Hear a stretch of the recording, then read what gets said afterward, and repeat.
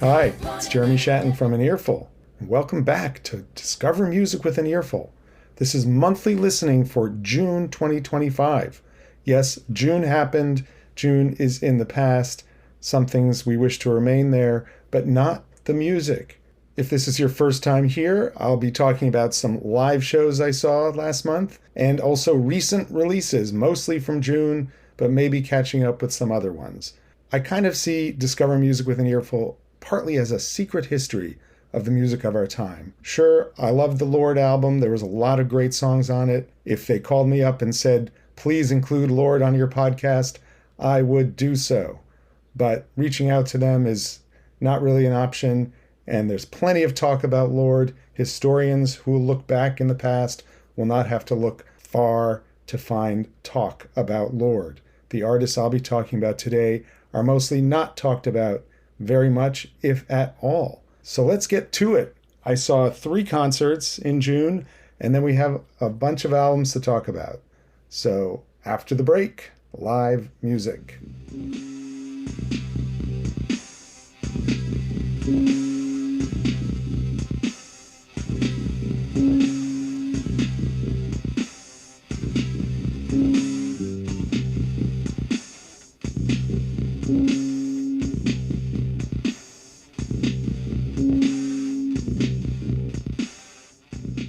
Early in the month, on June 4th, I headed down to Nightclub 101.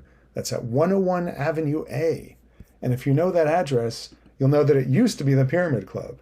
So while this was my first time going there as Nightclub 101, it was not my first time in that space, having gone to the Pyramid Club a few times in the 80s. Always had a good time there, and the vibes are still good. As soon as I walked in, it's just a chill bar with booths and a little room off to the side. There's a downstairs space, and then there's the music room. I walked in there. There was nobody there, but soon people started coming in. It was H. Pruz opening for Daughter of Swords. Either one of them would have gotten me down there on a summer night, but I was so glad that I got to see both of them. H. Pruz opened the show, played some songs from their top 25 album of 2024, No Glory, some new songs. Felix Walworth was also there. They played occasional Moog, lending some atmospheric textures. There was just a sense of experimentation and relaxed presentation of new sounds. Really a great opening to the show. Daughter of Swords was just great. Jen Wasner and Amelia Meath were both in the band. There was a sense of support for Alexandra Sauser-Monig's vision of quirky pop, the album Alex, which I just named as one of the best of the year so far. It's just a delightful record, and a lot of that came through in the show. These are intricate pop recordings, and you could see that they were still working out some of the ways that they could bring this to life, but it was lively and full of life. I loved watching Amelia Meath, who hit the MPC with such joy to create these little goofy sounds and textures that go on in a lot of the songs. Jen Wasner was terrific, playing bass, guitar, doing all the things. It was just a great show. What a great band they put together. I love the album, and I'm so glad I got to see some of it live. When we come back, a very different concert in Brooklyn.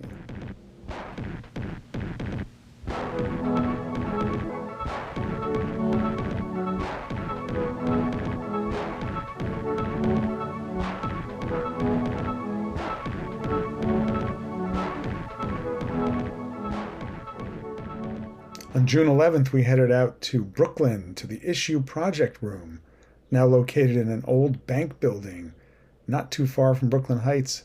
A very cool location, very cool space, lots of stone and high ceilings. A cathedral once to money, now to music. We were there for night 1 of the MATA Festival. MATA stands for Music at the Anthology, because that's where it started 27 years ago.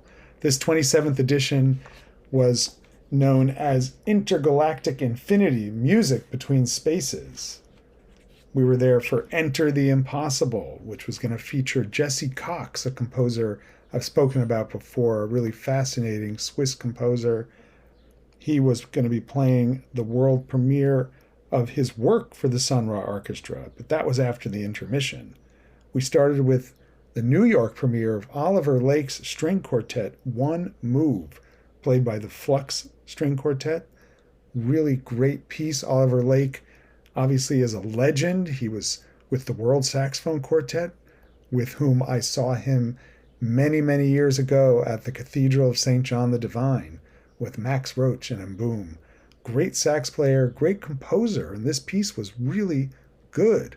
One thing I liked is the way he split the string quartet into duos and had them sort of in opposition and then come together.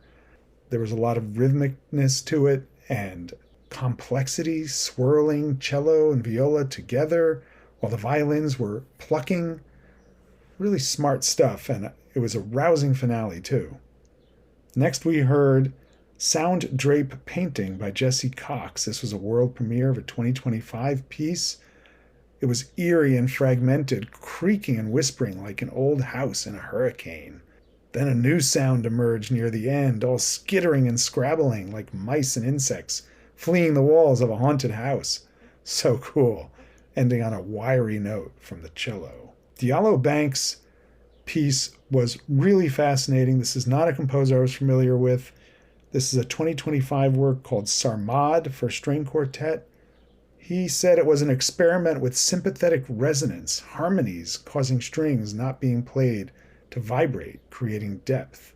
The Hammond organ, played by Banks, was part of what was generating those harmonies with the drone. The cello entered on a low note and then would drop out. Cox was also there playing the drums. He's a fantastic percussionist. There was amazing, delicate touches on the drums with paper. It was almost like you had to watch him to hear it. It was almost a ritual cleansing of something, the way he was rubbing. He was tapping a mallet on the cymbal while the organ started to throb. Then there was a two-note melody that was just absolutely gorgeous and started to remind me of Fripp and Eno's Evening Star. So good. After the intermission, we heard Enter the Impossible for the Sun Ra Orchestra, composed by Jesse Cox. This is a 2023 piece. He said the first time he heard the Sun Ra Orchestra, he couldn't believe how much sound it was. It took him another year before he listened again. And now here he was sitting in with the Sun Ra Orchestra on percussion. He was sawing away on a cymbal with a violin bow. And then Marshall Allen, the 101-year-old sax and keyboard player for the Sun Ra Orchestra, starts playing bleeps and bloops on a little old Casio. And then huge riffs come in with the bass burbling, the drums thudding. It builds and builds, and then there's a furious saxophone solo. Stops on a dime, opening up space for the strings. Yes, the Flux String Quartet was there too. This was everything all at once. It was awesome. Marshall Allen was in rare form on both sax and wind controller, MIDI wind controller, creating just fantasias of sound, and also bleeping and blooping on that little Casio. It was just absolutely incredible. I have to write more about this work. It was just a mind blower. At the end of the night, I went over to Marshall Allen and I said, "Is that the Casio I think it is?" And it was. It was a little Casio VL tone. He had it plugged into a speaker. And I said that I told him I used to have one of those. And yes, when you plug it in to an amp, it can sound like the whole world. What a night at the Issue Project Room. MATA Festival should be on your radar. Every year they do something different. I'm so glad I made it out there. One more concert when we come back.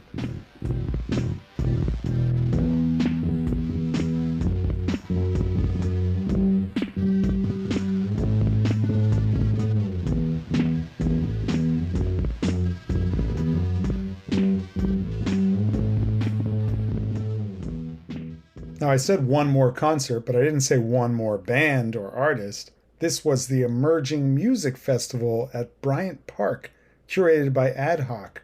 We got to both days last year, and it was just fantastic. This year we can only make it to the Saturday on June 21st. Another great show, though. First of all, the vibes are immaculate at Bryant Park for one of these things. Everybody is just so chill and relaxed. There's great food, maybe the best public restrooms in New York. I don't know any better ones. And then the music is just fantastic. Sounds great, looks great. We started with Sasha and the Valentines, a band I had not heard of before. Their last album was from 2021 called So You Think You Found Love. And their stuff was really good, kind of haunting in a mode that would not see them out of place on a club scene in Twin Peaks: The Return. Just very atmospheric guitar, excellent rhythm section, really great singing. They were good. Next was Robber from Burlington, Vermont, who I've spoken about before and played some of their stuff on the show. They are so good. This is my first chance to see them live, and I just loved it. There is this kind of sleek swagger to them, but then it's also just a little bit off. Everything's just kind of off kilter and so intriguing. And some of the songs became quite extended, just kind of clanking and grinding away up there. The thing that was so cool is after their set, I went over and I was talking to the singer, guitarist, and they made a new fan. A woman came over. She was like, "Who are you? What was that?" And you could just tell that it was completely unexpected for her to find something that she liked so much at this show. But that's the great thing about these shows. They're free. People just walk in. If you don't like it, you can walk out. Third band was Slow Fiction, who I was mildly familiar with. You could call them a contemporary shoegaze band. I would say they took a little while to get going, but when they got going, it was hypnotic and mesmerizing, and people were dancing. So much fun. And the last band, if you want to call it that, is the duo of Rashika Nayar and Nina Keith, both electronic music whizzes. They had to improvise a little bit because one of their keyboards didn't work. This is the group they're calling Disney Blood. It's spelled Disiniblud for obvious copyright reasons, but Disney Blood is how it's pronounced. Intriguing electronic soundscapes, some electric bass lines droning on in them as well. Lots of voices and different things happening. It was a beautiful tapestry to end the night with. What a great night at Bryant Park. I can't wait for the Emerging Music Festival next year. What will Ad Hoc have up their sleeves in 2026? It will be time to get to recordings when we come back on Discover Music with an Earful.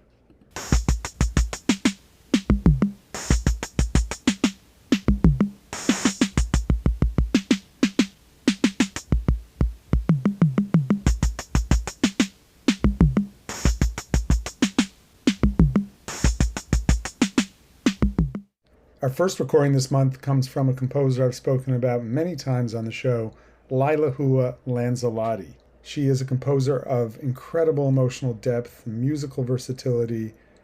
She plays instruments, she writes things, she's a full-on artist. Her new piece is called Beyond the Accident of Time, and the record contains 3 versions of it. This is an incredible piece honoring Isamu Noguchi's never fully realized bell tower for Hiroshima, which he made in 1950. It was partially reconstructed in 1986. Obviously, this is in memory of the victims of the bombings of Hiroshima and Nagasaki.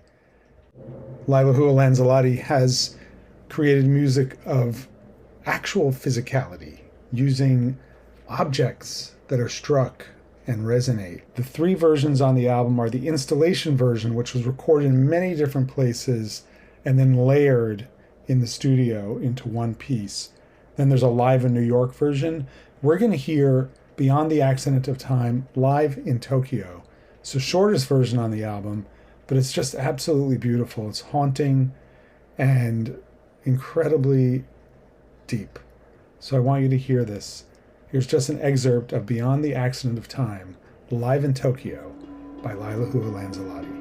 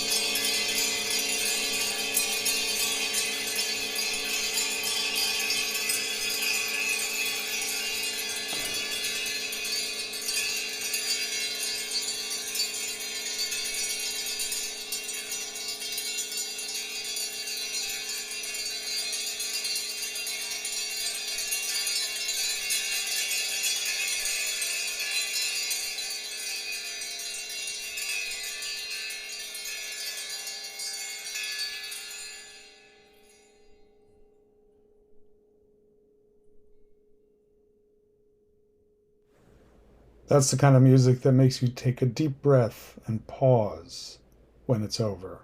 Don't even try to gather your thoughts. Gather your feelings first. Beyond the Accident of Time by Lailahu Alanzalati from the album of the same name. That's the live in Tokyo version. There's 2 other versions on the album, and they are all essential listening. Next, we have a new album by Zeynep Toraman. This is a composer I was introduced to in 2023 by And Play when they played at the Church of the Intercession in the Crypt.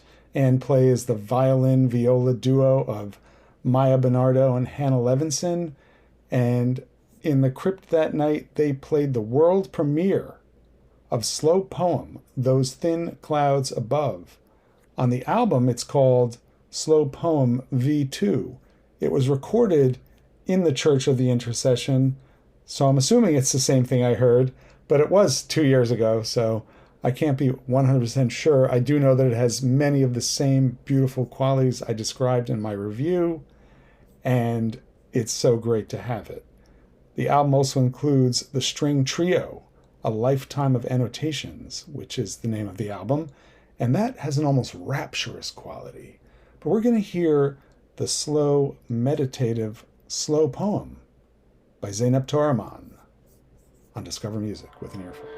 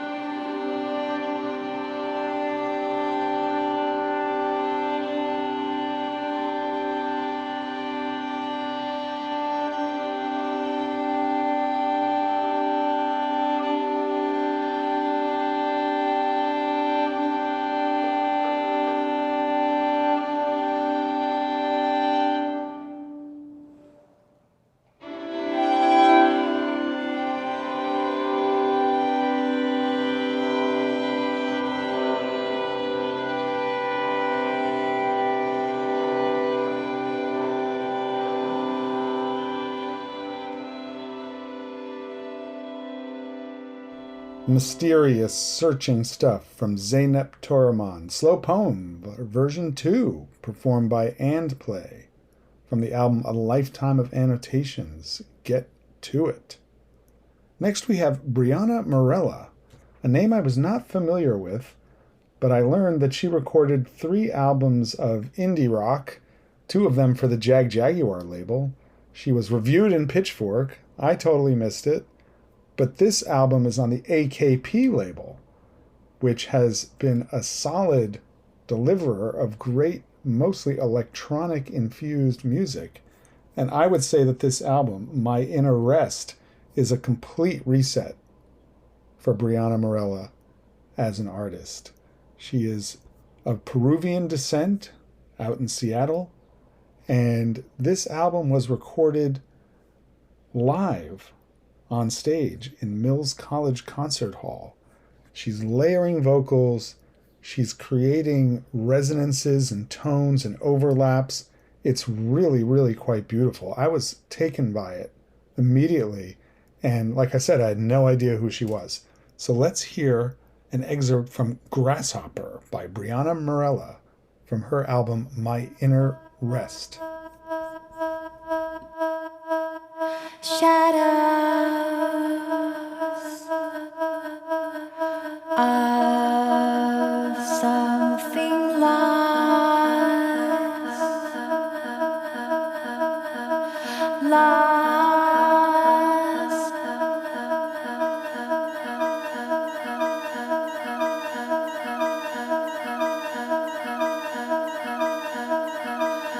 lost.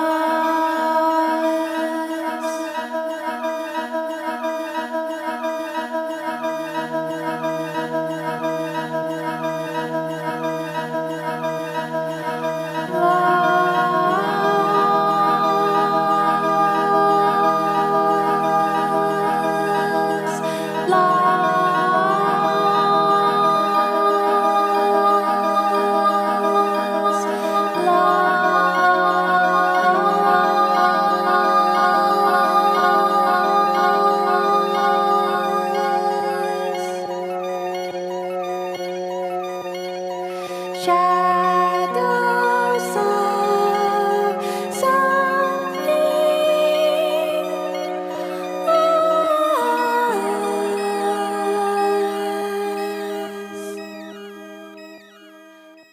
Plush, immersive sounds from Brianna Morella, Grasshopper, an excerpt from her album My Inner Rest.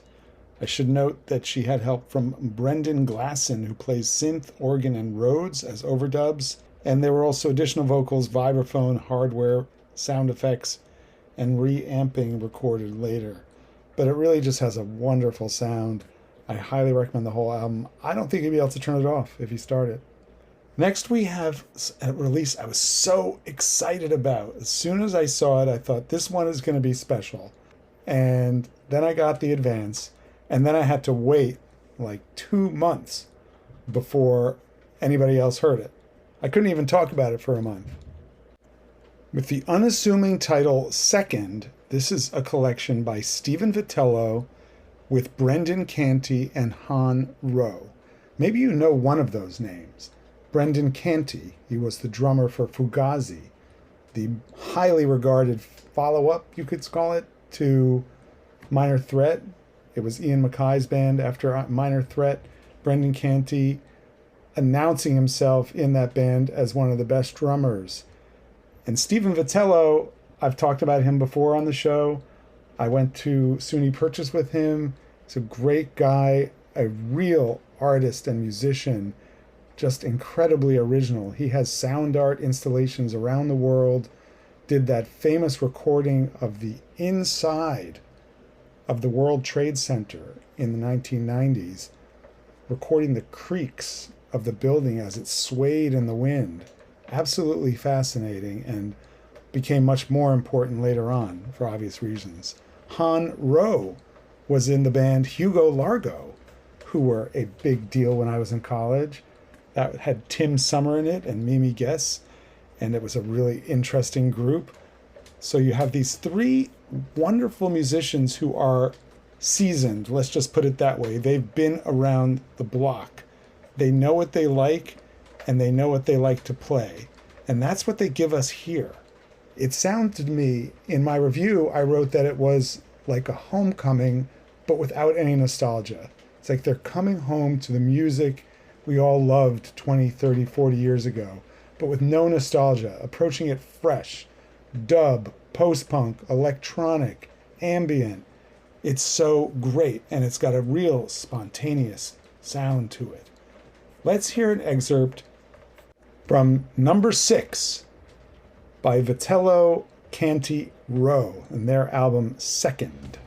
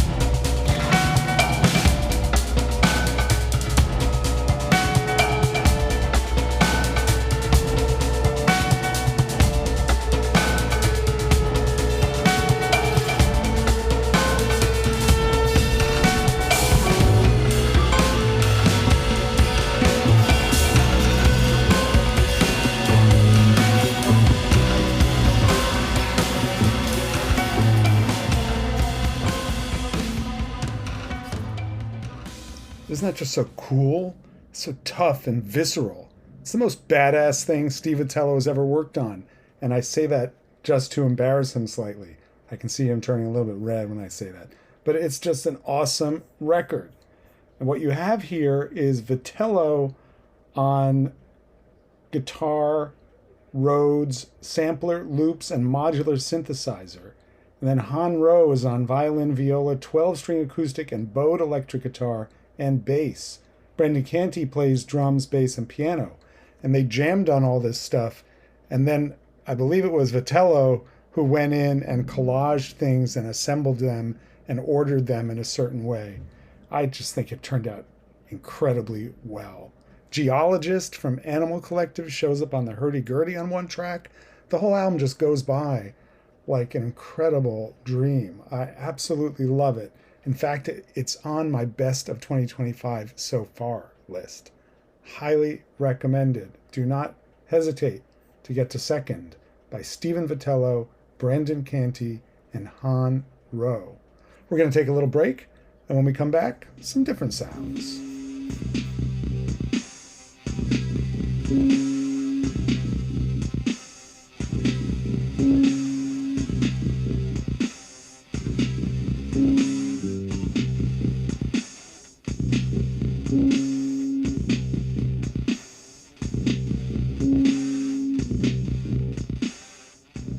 And I am back.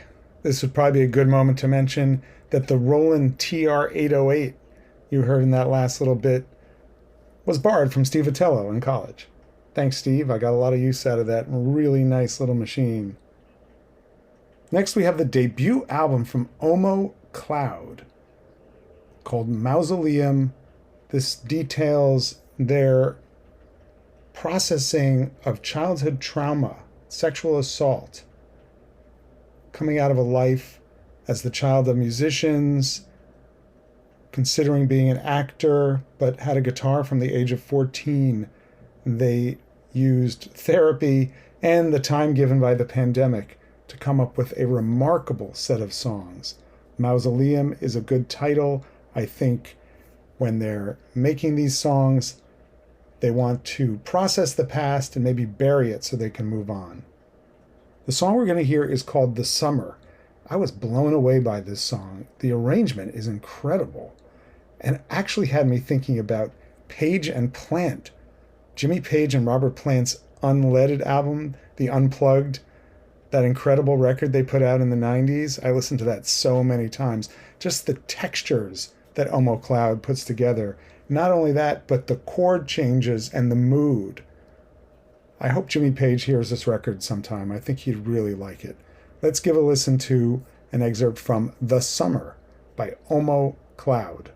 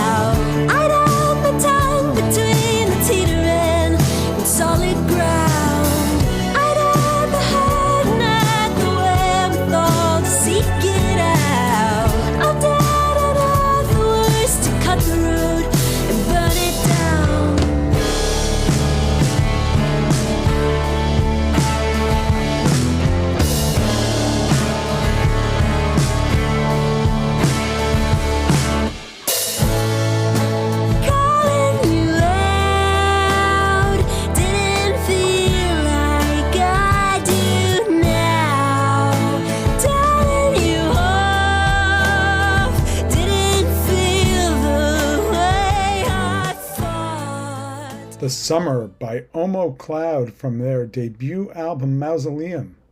A fresh new voice. Really, really great stuff. Highly recommended. The whole album is good. Next we have the 6th album from Frankie Cosmos. This is the band started by Greta Klein over 10 years ago. Greta Klein is the child of actors Kevin Kline and Phoebe Cates. And I admit that it was my curiosity about that initially had me listening to her music back in 2014. But the appealing awkwardness and just tuneful honesty of her music kept me coming back. Now with this 6th album, Frankie Cosmos is more than ever a band, not just a name that Greta Kline is using, and they've made their best album yet. It really is good. Let's hear an excerpt from High Five Handshake from the album Different Talking by Frankie Cosmos. Not a handshake, I know. It's a high five, not a handshake, I know.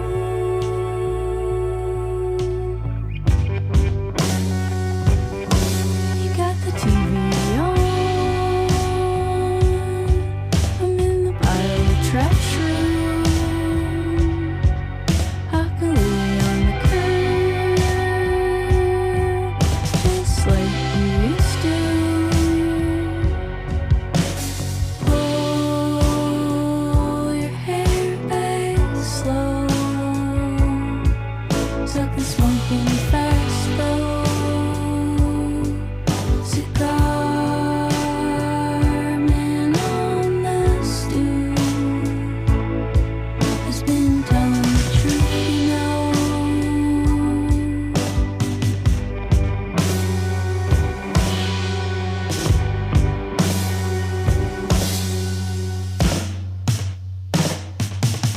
I saw you sitting back there. You made it like a cash sale, but it's a handshake.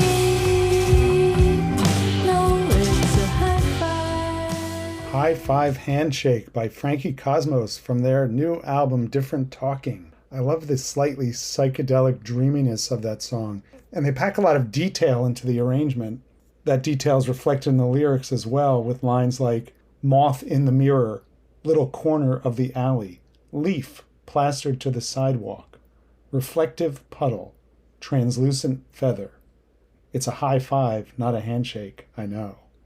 Feels like my mind when I'm walking around the city taking photographs. Really great album. And the band is now Katie Von Schleicher, who also helps produce and engineer. They all work together. Alex Bailey, who's been in the band for a while. And new addition, Hugo Stanley, who used to be the drummer in Palm. He is a mesmerizing musician in that band, and he does great work here too. Check out Different Talking by Frankie Cosmos. Next we have Hotline TNT. I've talked about this band before. They have a new album out. It's called Raspberry Moon. Like Frankie Cosmos, it's more of a real band in the studio this time because leader Will Anderson couldn't keep them out. He took them on tour and then he was like, I'm going to go off and make a record. And they're like, nope, we're sticking with you. So all those guitar layers were probably assembled with a little less labor on his part, but they are all there. Raspberry Moon is the album. The song we're going to hear is Candle by Hotline TNT.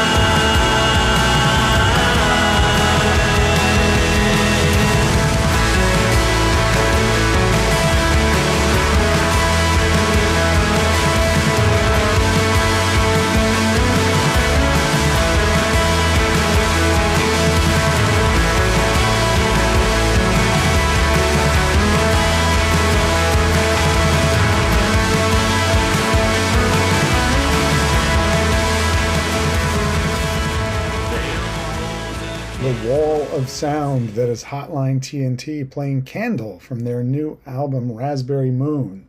To give them their due, the guitarist Lucky Hunter, bassist Halen Trammell, and drummer Mike Ralston joined Will Anderson in the studio. And having seen the band live a couple of years ago at TVI out in Queens, I have to say that watching them move as one on that stage must have counted for something in the studio as well. Just a great album, uplifting and deep and dense and just full of guitar layers. Next we have a lighter affair, the Bay Area band Riley, that's spelled R-Y-L-I. At first I kept reading it as R-I-L-Y, recommended if you like, which you see in record reviews and promotional emails about bands, recommended if you like this, recommended if you like that. Sometimes they're wrong, sometimes they're right. The band themselves provide their own recommended if you like, talking about the Smiths, early Paul McCartney and Bell and Sebastian, all of which you can certainly hear on this wonderful album, Come and Get Me, but I just mainly hear great songwriting. Jangly, tuneful, melodic, everything is there. The band consists of Rob Good, lead guitar and vocals, Ye Ming Chen, lead vocals, guitar, and organ, Luke Robbins, bass and vocals, Ian McBrayer, drums and vocals. Good produces the stuff. And one thing that's interesting is that they are all in other bands. If you've heard of Ye Ming and the Rumors, or The Goods, or R.E. Seraphin, or Healing Potpourri, you might know some of these musicians. I have not heard any of those people, but maybe Riley is recommended if you like them. Give a listen to the song Friend Collector by Riley from their album Come and Get Me.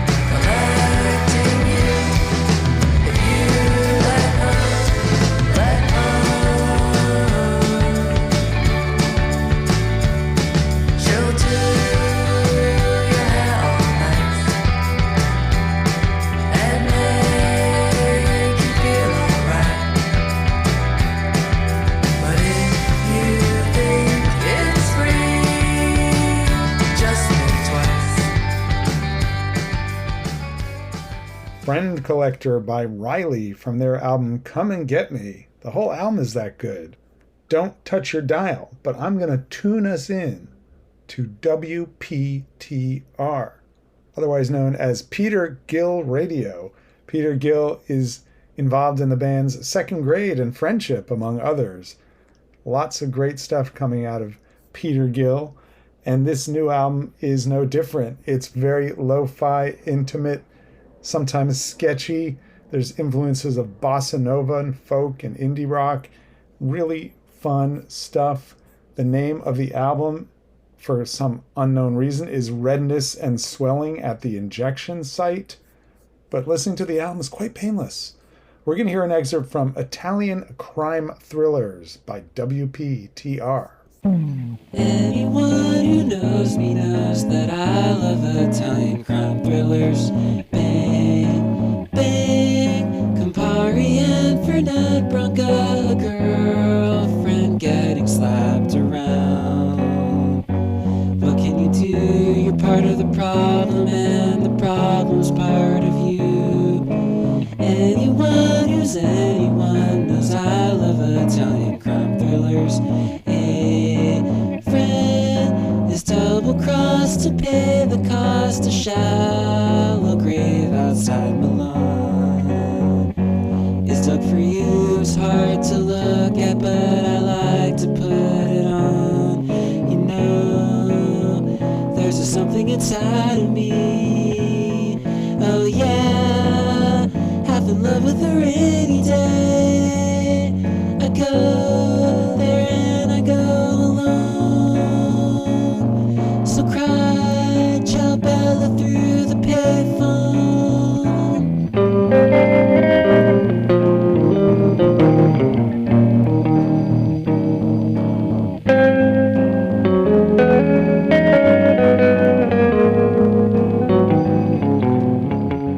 Italian Crime Thrillers by WPTR from their album, I should say his album. Peter Gill does pretty much everything. Redness and Swelling at the Injection Site. Really like that song. I like the whole album, but that song has such great lyrics. Anyone who's anyone knows I love Italian crime thrillers. A friend is double-crossed to pay the cost. A shallow grave outside Milan is dug for you. It's hard to look at, but I like to put it on. I feel like watching one right now. It's preferably one with a great Ennio Morricone soundtrack, like The Sicilian Clan or Violent City, The Burglars, such good stuff. I feel like WPTR, Peter Gill, knows what I'm talking about. Next, we're going to hear the latest album from Andy Jenkins called Since Always. Andy Jenkins' last album was on my 100 Best Albums of the 2010s. If you haven't heard it yet, you really need to hear Sweet Bunch from 2018. So good.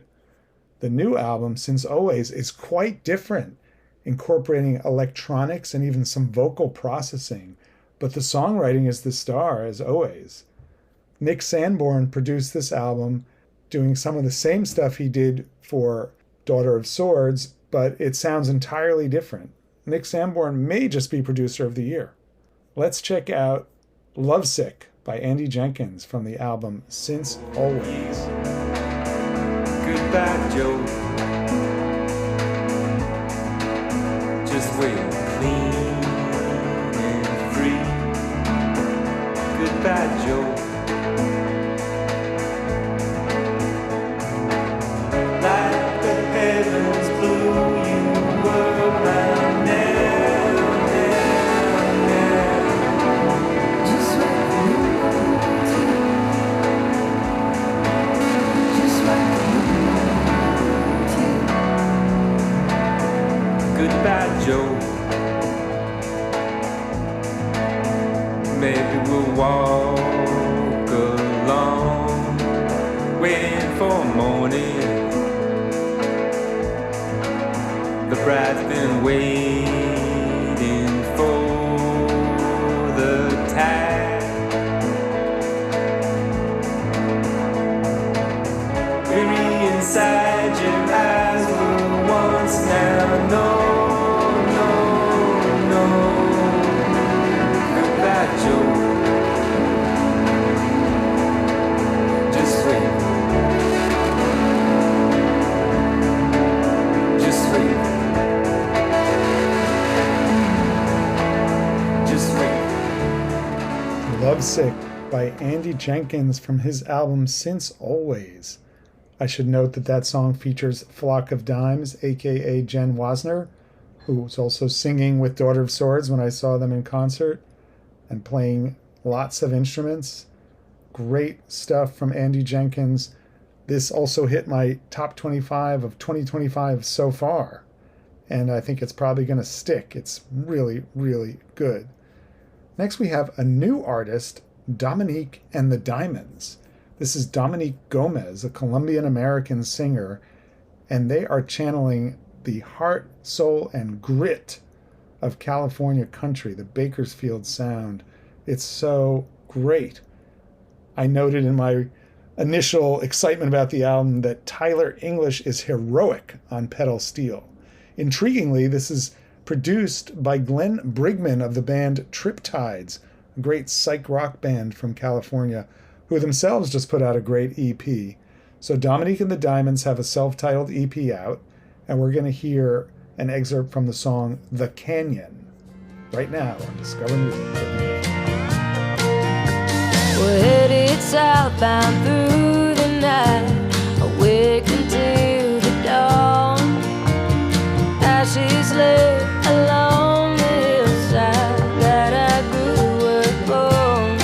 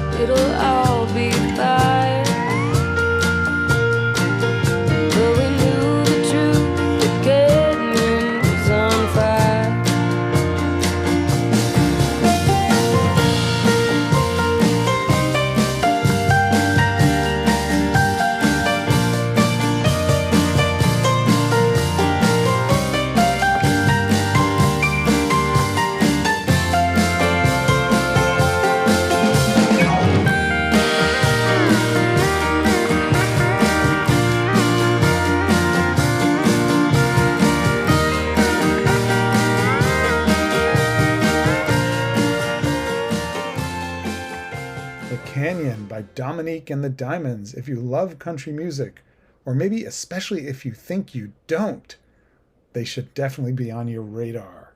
Alongside Dominique Gomez, drummer Craig Jacobs, as I said, pedal steel Tyler English, bass Hamilton Boyce, and then Glenn Brigman is on keys as well as producing. Thanks to him for bringing this to our attention. We have one more song, and actually that is the name of the radio show Richard Aufrichtig used to do in Taos, New Mexico. He recently ended that practice and released his first solo music in quite some time, a fantastic EP called Everybody on the Breeze. If you listen to this show, if you read An Earful, you know I'm a huge admirer of Richard Aufrichtig's work. Just one of the best singer-songwriters out there. He's also a great musician and engineer and producer.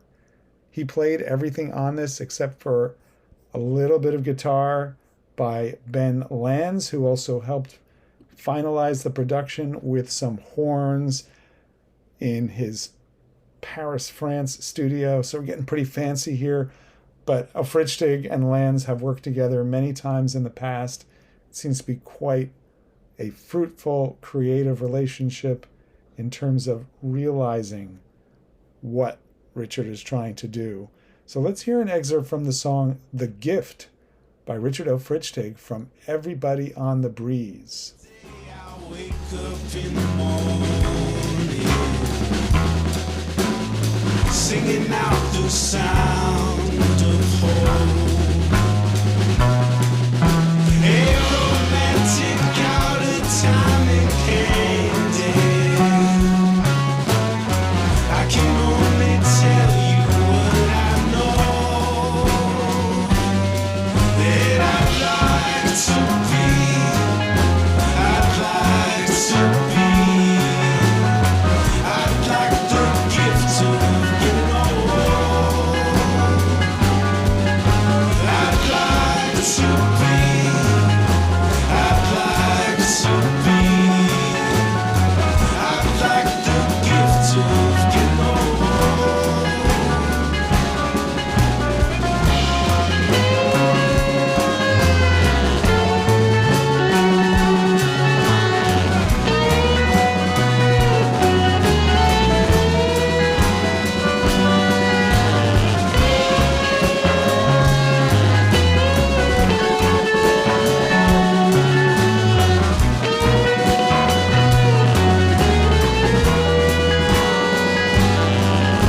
Every time I walk into this wide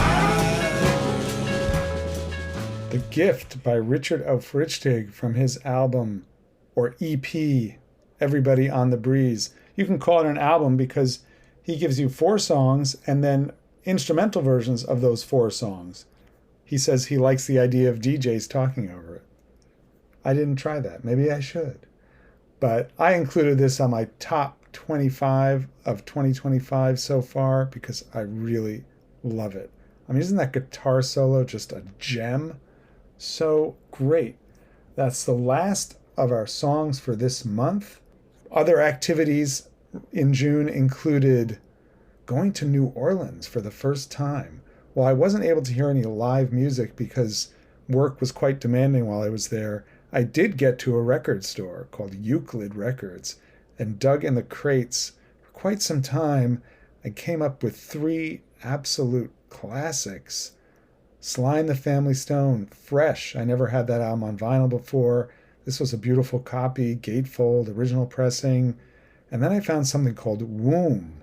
This was a 1969 psych rock prog folk album that really should be heard to be believed. Unfortunately, it's completely out of print, so you'll have to come over and I'll play it for you. And finally, just on my way out, I thought, oh, let me just look in the Aretha Franklin section. And I found a copy of You, the 4th of the 5 suppressed or unreleased, or however you want to call them, albums from her late career on Atlantic. She did not want these albums reissued.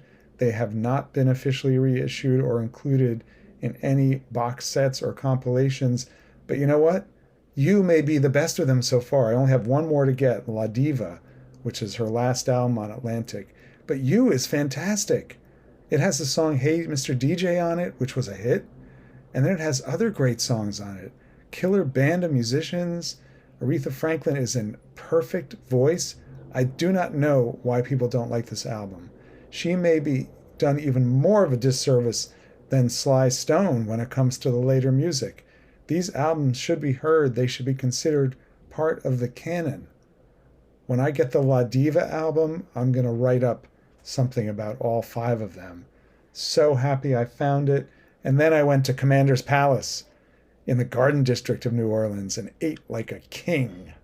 My records secured under the table. I also appeared on the podcast You, Me, and an Album, talking about Holly Miranda's Mutual Horse. That should come out sometime in July. It was delightful to talk to Al Melchior about one of my favorite albums of the century. He is just great. If you haven't heard You, Me, and an Album, definitely go check it out. Subscribe. Listen. You'll learn things about albums that you know like the back of your hand.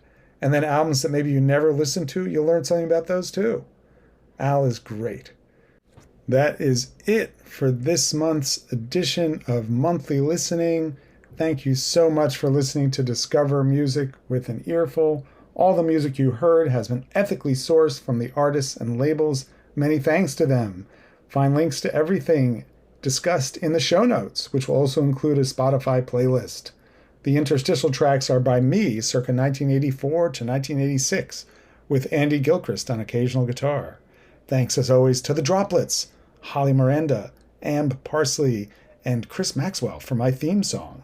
You can find me at anearful.substack.com for such fascinating content as the best of 2025 so far, 25 releases that got me from January to July. You can also find me on the socials. And if you feel like supporting my work, check me out on Substack and become a paid subscriber. That will give you access to all the archives on Substack. Thanks again for listening. This is Jeremy Shatton for An Earful, and I will see you next month. Running in every direction.